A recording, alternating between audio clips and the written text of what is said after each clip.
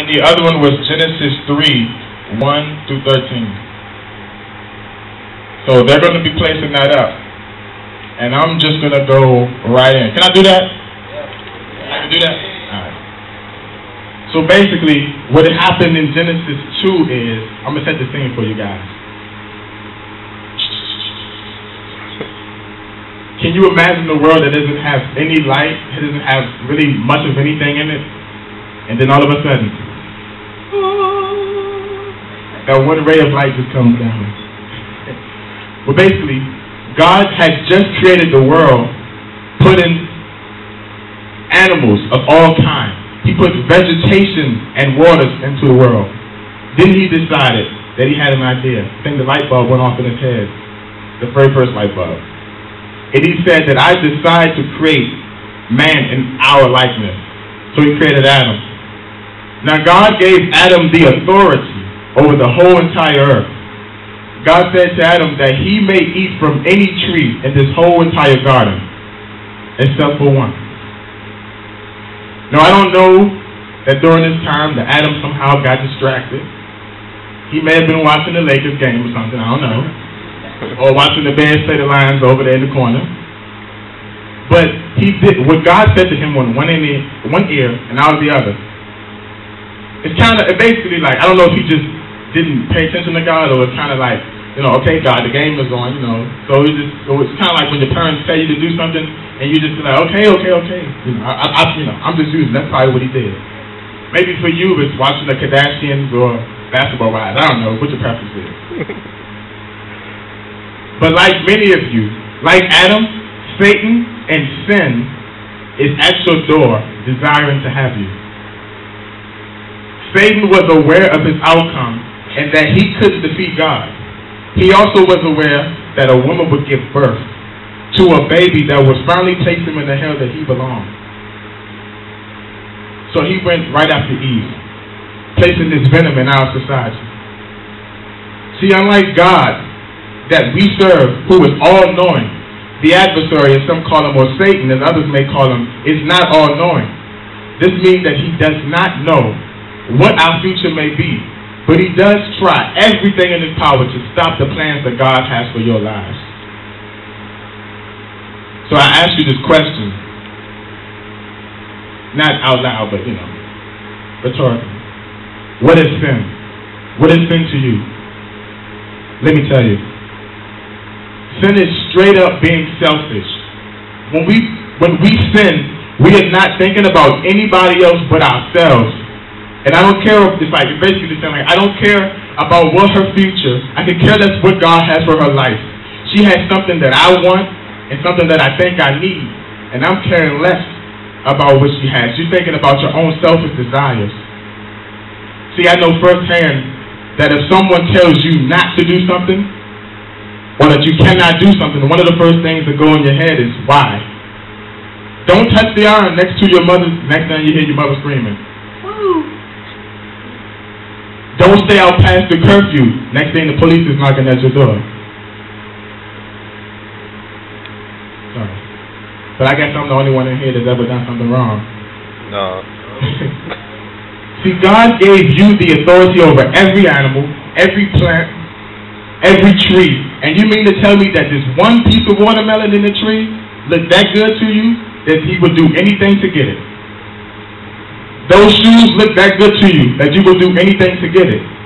All you got to do is do well in school for most of you, and your parents will pretty much get you whatever you want. But it looked that good to you in the eye that you were willing to do anything to get it. Sin is not just selfish, but it is blatant self-gratification. When we sin, we're looking out for us. We are looking to place ourselves, our flesh, our egos. We don't realize, but often, the stuff that we do affects not just us, but the people all around you. Yes, I'm the one that's on drugs, but it affects my mother because now the burden is on her life. If you're married, yes, it affects your family because your wife and your, not wives, one rib. Your wife and your kids now face the burden of your pressures of being on drugs or whatever your sin may be.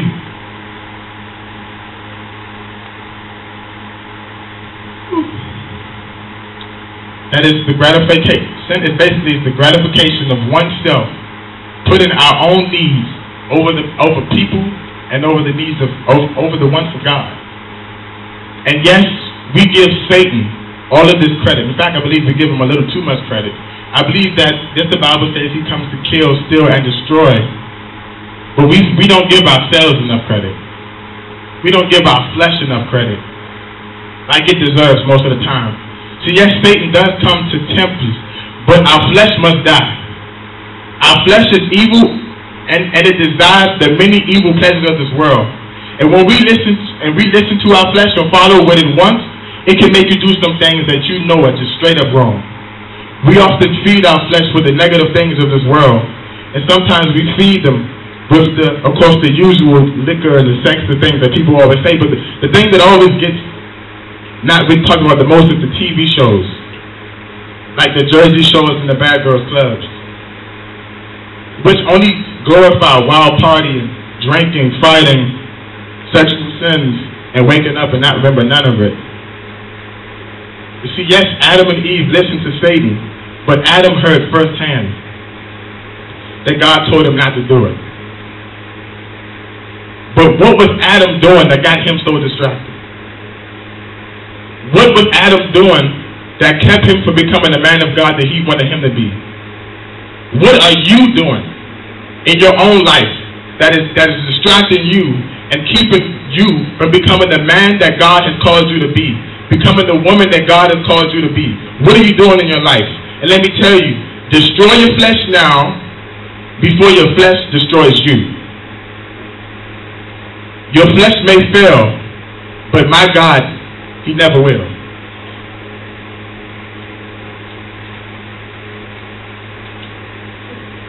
See, there was plenty of times when, like, everybody has probably disobeyed their mother, their father, or whatever, grandmother. There's this one time that I specifically remember that I disobeyed my mother. She always would say, don't have people in the house when she wasn't home. Sometimes people was in the house. Don't have girls in the house when I'm not there. Sometimes girls is in the house. Don't go to people's houses when they're not home. I was up in their house too. But it was this one time that stood out to me, and that I wish that I never went into my friend's house. This would be something that I know that if I would have known that I would deal with this years later, I would have never went in there, and I really would have listened to my mother. We're watching TV, and the person whom I thought was my friend. Let me tell you something. Everybody that you call your friend is not your friend. Everybody the whole keep your friends close and your enemies close to you, that's dumb. I'm just letting you know that. Why would you want to keep your enemy close to you? I want to keep them far away from me. But little did I know that this movie that he would put on was a movie of a different kind.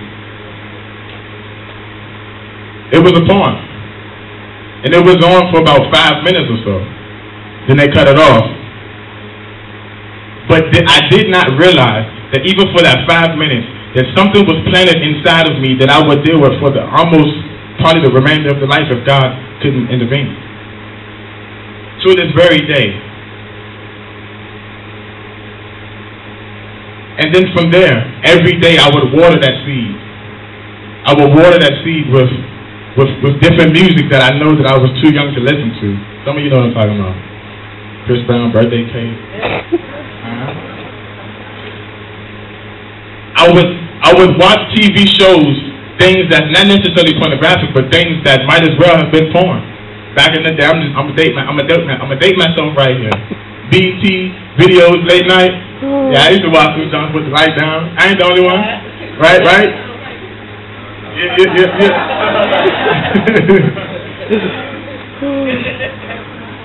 But let me tell you something. After you water that seed, and you keep playing with fire, after a while, you're going to stop wanting to see what's on the screen, and you're going to want to do what you're seeing. I'm telling you. You go from that to touching yourself, from touching yourself to touching her, or touching him.